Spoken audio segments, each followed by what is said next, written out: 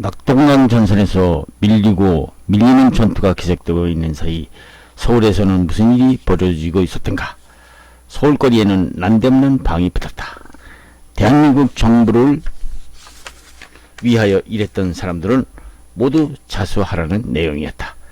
공무원, 군인, 경관, 대한청년단원과 민보단원 기타 남한을 위해 일했다는 사람들은 모두 자수하라는 것이었다. 자수한 사람은 무조건 받아주고 신분을 보장해준다. 그렇지 않은 사람들은 엄정한 처단을 받을 것이라는 게시문이었다. 소위 의용군으로 자진해서 인민군에 입대하는 자에게는 인민위원회에서 남은 가족의 특별한 신장 배급도 있고 생활 모든 면에서 적극 도와줄 것이라면서 젊은 장정들에게 입대를 종용하기도 했다.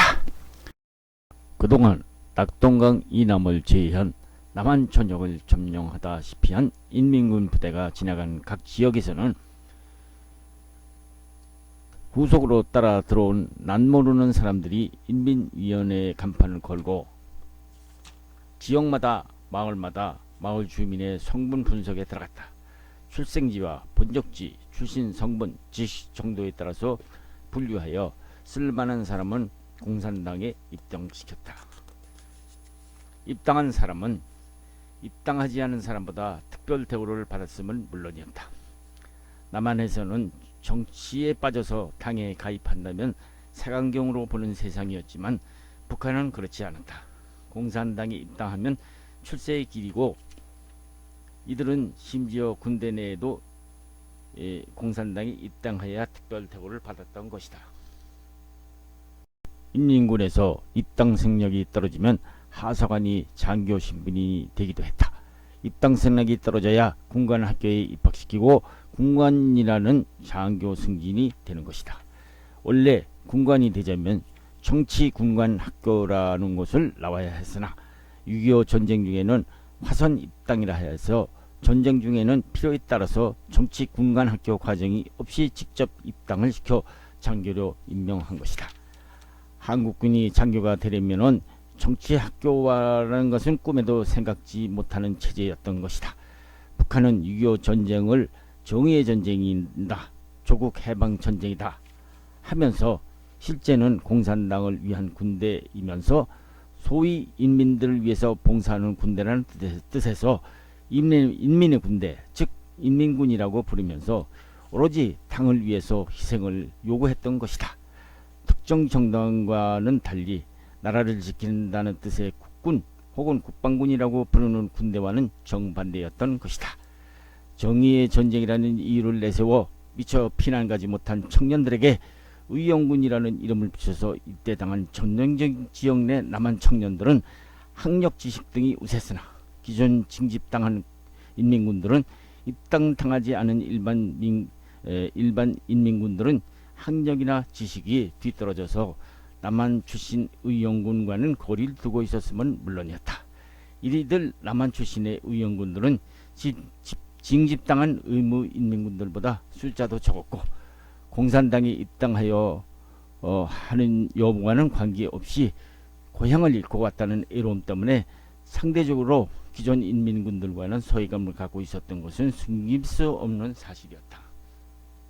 평양시 농성구역 용궁동에 있는 제북 인사 묘지에는 남한에서는 납북이라고 부르고 북한에서는 롤북, 소위 남에서 북으로 올라간 제북 인사라고 부르는 인사들의 묘가 있다.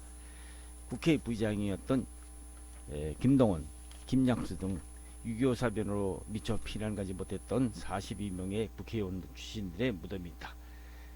국회의원뿐만 아니라 서울대 총장이었던 이춘호, 고려대 총장이었던 현상윤, 국학대 학장이었던 정인보 등 인사들이 묻혀있다고 한다. 지금도 북한 정권은 자진 월북이라고 하고 그동안 남한 정부는 강제 납북이라고 불리는 정치적 피해자들이었다. 과연 자진 월북이 맞은가? 강제 납북이 맞을까? 우선 자진 월북이라고 주장하는 사람에게 묻고 싶은 것은 자진 월북이라고 하는 인사들이 과연 남녘 땅에서 남겨놓은 가족들이 평생 겪어야 할 아픔을 뿌리치고 자진 월북했을까? 의문이 아닐 수 없다. 자진 월북이냐 납북이냐를 두고 보면 답은 간단하다. 본인 의사 없이 끌려갔으면 납북이고 자진해서 갔으면 월북이기 때문이다.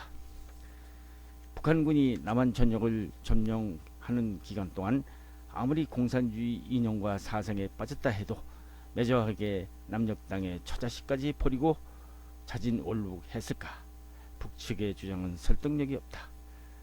한 목사가 제북인사 묘지를 방문했을 때 제북평화통일촉진협의회 소속 제북인사묘역 해설사라는 현영이라는 여인의 해설은 흥미롭다.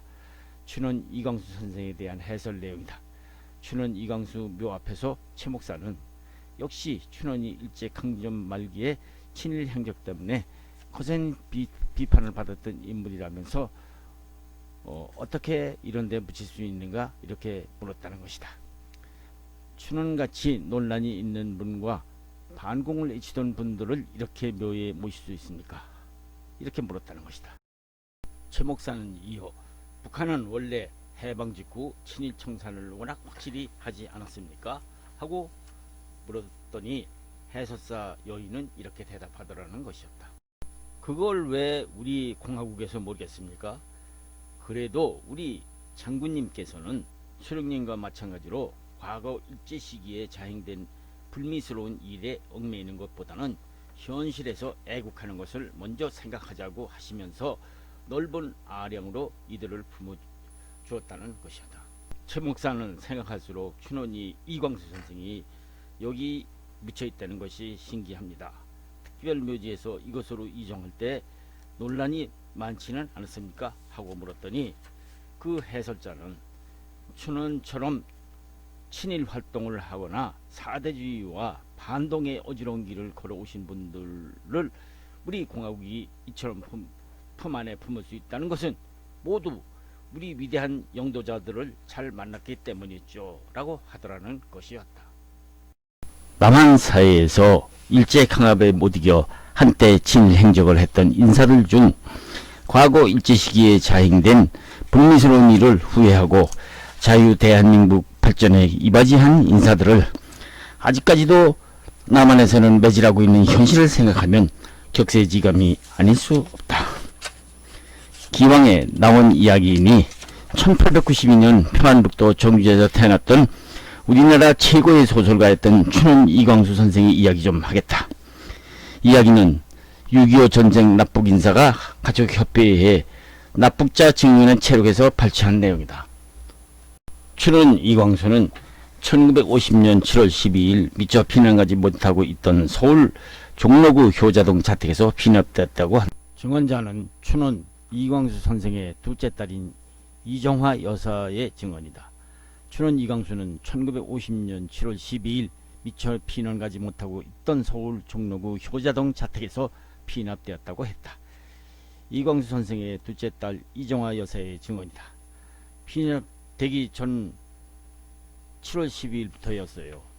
북한 인민위원회라는 곳에서 온 사람들이 자수를 하라고 했어요. 아버님은 영운형 같은 분들과 친했지만은 아버님은 생각이 달라서 항상 자유주의적인 생각을 하는 분이었죠. 저는 자수를 하라는 것이 처음에 무슨 말인지 몰라서 알고 보니까 아버지가 대한민국 정부에 협조를 했으니까 자수를 하라는 것이었대요. 그 길로 아버지는 종로경찰서에 연행되어 가셨는데 9월 25일쯤이었어요. 인민위원회에서 아버지가 서대문 형무소에 계시니까 옷이 있으면 차입을 받겠으니 보내라는 연락이 왔어요. 그래서 서대문 형무소 앞에서 아침부터 하루종일 기다렸더니 오후 2시쯤에야 겨우 이름을 부르더니 아버님이 형무소에 계시니 차입할 것이 있으면 내놓으라는 것이었습니다. 사실 아버님이 서대문 형무소로 연행되어 갈 적에는 여름 옷을 입고 가셨기 때문에 우리 가족들에게 가을 옷을 보내달라고 했던 모양입니다. 그래서 양복과 비타민을 넣어드렸죠. 우리는 그 후 출소할 거라고 믿고 있었는데 9월 28일 수복이 되고 9월 29일 서대문 형무소에 가보니 형무소는 텅텅 비어 있었고 시체 하나가 놔두는 있을 뿐이었어요. 아버님 자취는 없고 나중에 알아보니까 아버님이 7월달에 이미 평양으로 가 계시다는 것이었어요. 아버님은 자서하라고 하는 날부터 아예 글은 전혀 쓰시지 않았거든요. 인민위원회에서 나온 사람들이 아버지에게 회유를 했지만은 완전히 거절했어요. 나중에 들은 얘기로는 인민군들이 후퇴를 하면서 평안북도 강계 쪽으로 쭉 가시는데 아버님이 팔다리가 다 얼고 더 이상 걸을 수가 없다고 했대요. 아주 추웠을 때였으니까요. 그래서 임꺽정을 쓰고 6.25 전부터 북한 부수상을 하고 있던 홍명이 부수상에게 편지를 쓰셨대요. 그래서 그 사람이 나타나서 인민병원에 입원시켰는데 그때 결국 아버지가 돌아가셨다고 들었어요. 그 얘기를 듣기는 했는데 과연 홍명희에게 편지를 썼다는 내용과 인민병원에 입원했다가 돌아가셨다는 내용이 신빙성이 있는 얘기인지는 저도 잘 모르죠. 아버지가 연행되어 갈 때 모습을 생각하면 마음이 아파요.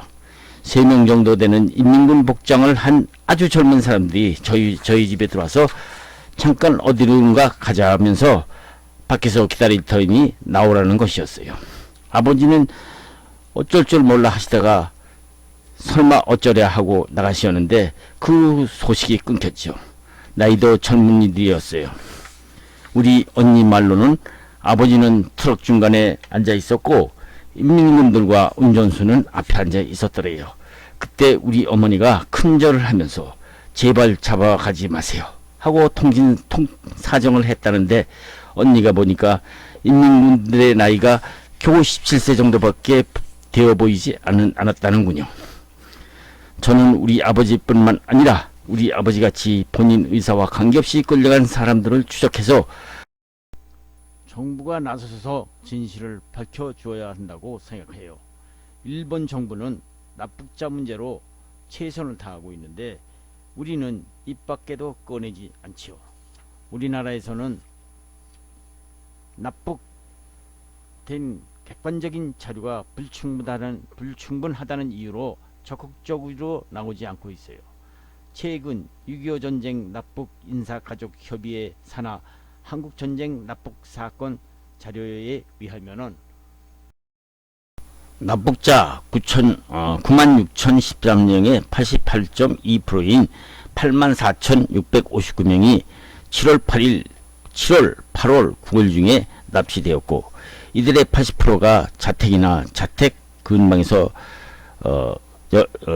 나섰다가 연행 납치되었다는 것입니다. 국회의원, 판검사, 변호사, 경찰, 일반 공무원, 군인, 군속, 교수, 교원, 의사, 약사 같은 직업을 가진 사람들이 많이 연행되었다는 것입니다. 여기서 납북은 북한으로 납치된다는 말이고 납치라는 말은 자유의사가 아니고 강제수단을 써서 억지로 연행하여 가는 것이면 두말할 필요가 없다. 뒤늦게나마 최근 국회에서도 6.25 전쟁 납북 인사 가족 협의 회원들과 일부 국회의원들이 국회 정론관에서 6.25 전쟁 납북 피해자 진상규명, 납북 피해자 명예회복에 관한 법률 개정안을 통과시켜달라고 청원을 냈는데 이들을 보고 뭐라고 하는고 하면은 전시 납북자를 전시 실종자라고 폄하하는 국회의원이 나오는 등 남남 갈등이 일어나고 있으니 이 얼마나 가족들의 마음이 아플까. 서울이 수복되어가고 서울로 출발할 백여대 장군의 전용기가 바탄호까지 이승만 대통령에게 보내주겠다고 미 대사관 참석한 노블의 연락이 오고 있는 사이 서울에서는 전쟁이 일어난 지 3개월 동안 집중적으로 대부분 집 또는 집 근처에서 잠복해 있던 북한 내무성원에 의해서 자유의사와 반하는 소위 납북이라는 사건이 벌어지고 있었다는 것이다. 분명히 붙잡혀 갔는데도 실종자라고 억지 주장을 하는 국회의원들이 있다는 것이다. 이를 바라보는 국민들의 안타까움은 이루 말할 수 없는 것이다. 이들 사건은 인천 상륙작전이 실행되고 있는 중 무척 피난 못 가고 서울 한강 이북에 남아있던 인사들에게 일어난 사건이었다. 9월 27일이었다. 저녁 늦게 신성목 국방부 장관이 한국 해병대가 중앙청의 대통령 지시대로 먼저 진입해서 태극기를 개양하여 서울 시민들의 환호성을 울렸다고 보고를 해왔다. 이승만 대통령은 그 공을 높이 치하면서 한편으로는 만심이 가장 큰 적이라는 새로운 각오를 하라고 신국방부 장관에게 충고를 주었다. 이승만 대통령은 누구에게나 38선은 이미 없어진 지 오래며 우리 국경은 압록강과 두문강이라는 것을 늘 강조해왔다. 정일권 장군은 대통령의 뜻을 받들어 38선 이북까지 진격하여 공산당을 몰아낼 것이라고 한다. 오커 장군은 이제 우리 한국군을 찬양하는 성명을 발표했다. 그렇지만 정일권 장군에게 38선은 연합국의 격정에 의한 명령이 있을까지는 단 한 발짝이라도 내어서는 안 된다고 강조했다. 그러나 이승만 대통령이 이미 정일권 장군에게 한국군의 특진 명령을 내린 후였다. 국군은 자기 나라 영토에서 자기 국가 원수의 명령에 복종할 의무가 있음을 물론이었다. 9월 8일 UP통신의 도쿄 특파원이 전화로 대통령과 통했다. 이승만 대통령은 화평의 조건은 공산당의 무조건 항복이며 공산군의 남침으로 38선이 없어졌기 때문에 한국군은 반드시 북진할 것이라고 단호히 말했다. 유엔 감시하에 한국 총선거는 1948년 이미 남한에서 실시되어 100석의 의석을 북한 대표를 위해서 남겨두었다. 이 좌석을 채우기 위한 선거는 전쟁 종료 후 실시될 것이라고 말했다. 오후에 노블이 와서 내일 예정대로 서울로 출발할 것이라고 연락해왔다. 9월 28일 저녁 노블이 이승만 대통령 내를 서울로 태우고 갈 맥아더 장군의 전용기 바탄호가 도착되어 있다고 알려왔다. 무초대사 소육민 자유중국 대사도 이승만 대통령 일행과 함께 동승하게 될 것이라고 했다. 자유중국은 장제스 총통 이하 모든 요인들이 진심으로 한국을 돕고자 최선을 다하는 고마운 우방이었다. 9월 29일 오전 8시 이승만 대통령 내에는 부산 수영 비행장에 도착해서 환성 나온 사람들과 인사를 나눈 뒤 이승만 대통령은 비행기에 탑승했다. 조봉암 국회 부의장과 김병로 대법원장도 함께 탔다.